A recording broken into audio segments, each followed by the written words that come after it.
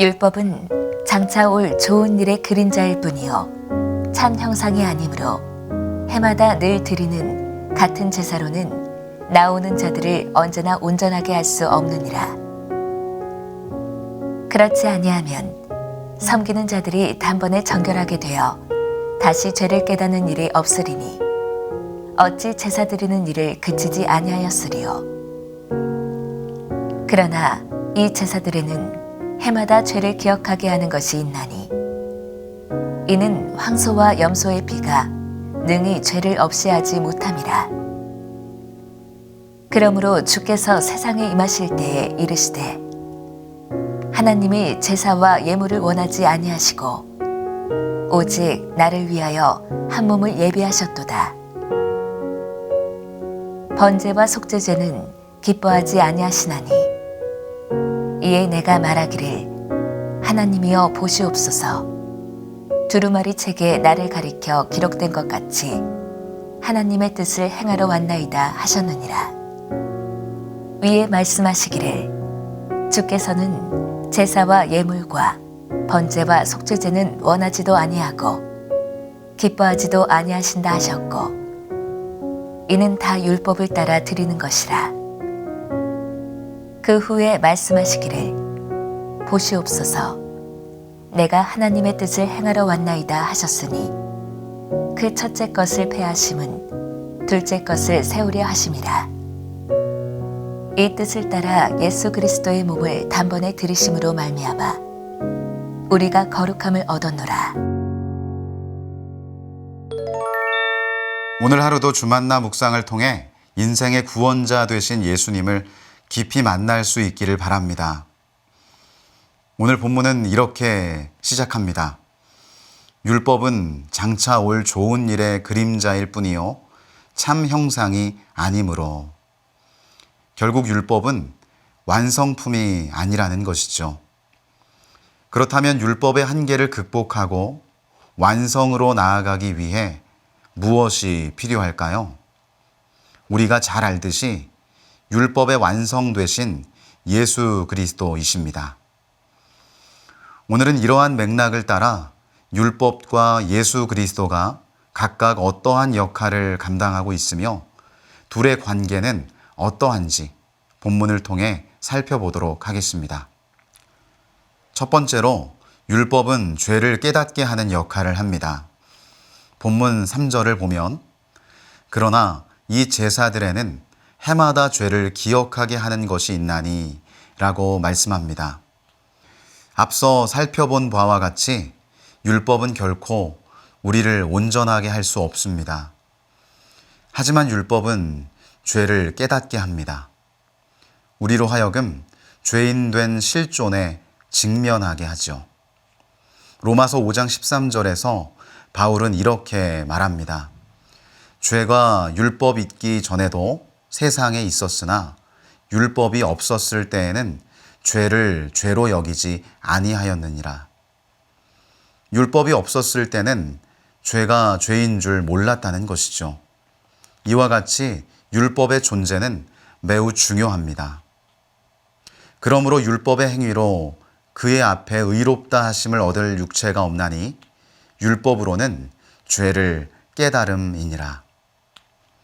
따라서 우리는 율법이라는 거울 앞에서 나 자신을 항상 비추어 보아야 합니다. 율법 자체로는 구원에 이를 수 없지만 죄를 깨닫게 함으로 새로운 대책을 찾게 하는 것이죠.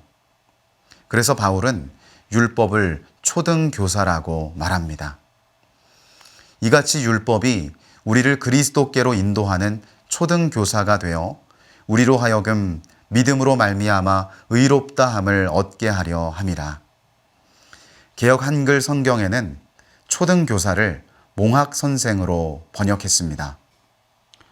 몽학선생이란 헬라 시대의 자녀가 6, 7세 때부터 성인이 될 때까지 일상적인 시중을 들고 학교까지 안전하게 인도하며 성인이 될 때까지 후견인으로서 책임을 맡았던 전문적인 노예를 말합니다.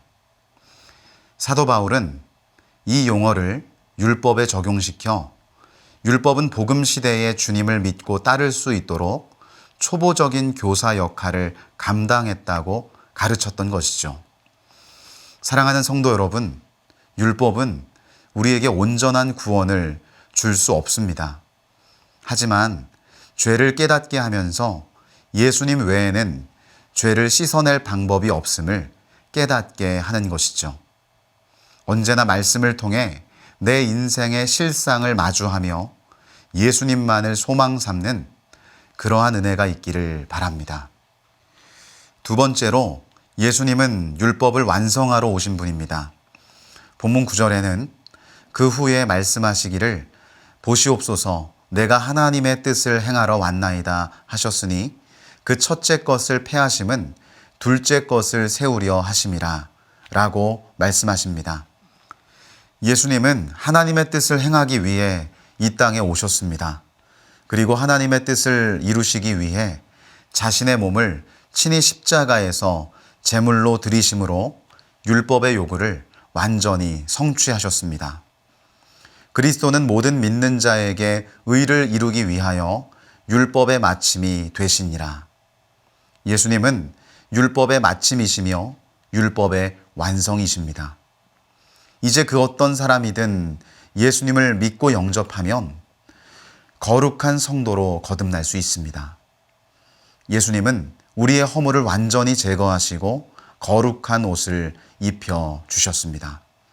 사랑하는 성도 여러분, 그렇다면 예수님이 율법을 성취하고 완성해야 하셨던 이유는 무엇일까요?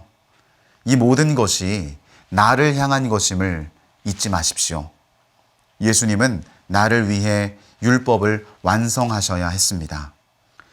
하늘 영광을 버리고 이 땅에 오셔서 십자가의 모진 고통을 받으셔야 했던 목적 또한 오로지 나를 구원하기 위함이었습니다.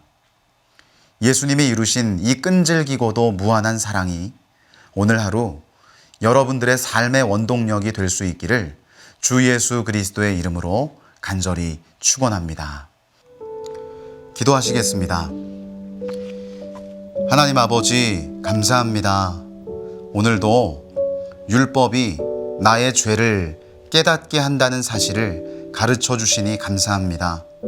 날마다 말씀을 통하여 나의 인생 실존을 발견하게 하시고 나의 모습을 예수 그리스도 앞에 내려놓고 나의 구원을 완성하신 예수님만을 바라보며 살아가게 하여 주시옵소서. 오늘도 우리의 삶의 처소에 하나님께서 함께 하실 줄 믿사오며 예수님의 이름으로 기도합니다. 아멘.